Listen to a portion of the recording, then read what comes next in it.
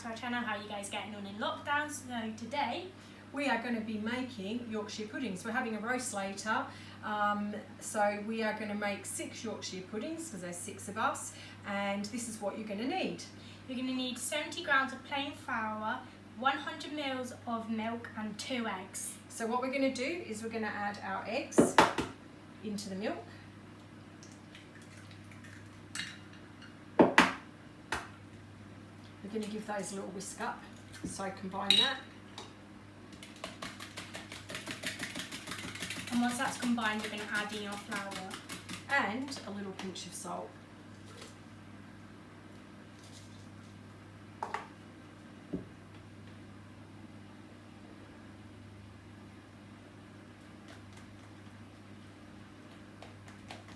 going to add all that flour in, Diana. Let's get that flour in there carefully, that's it.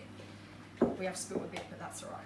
We add a little bit extra in there. So we're going to whisk that up. We're going to get that really, really whisked, get the lumps out of that, and then what we're going to be doing is we're going to be putting that into the fridge for a good half an hour and just to let it sit in there, ready for us to put into our muffin cases soon. We've got our Yorkshire batter mixture, and we are going to put that into our muffin trays. We put some oil into our muffin tray and we put that into the oven just to heat it up. So we're going to pour that in.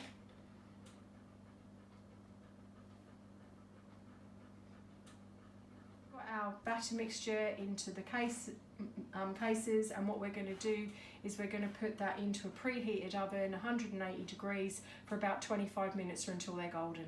We've taken our gorgeous Yorkshire puddings out of the oven, and as you can see, they come out beautifully. So there we go. And we're going to enjoy these with our roast dinner tonight.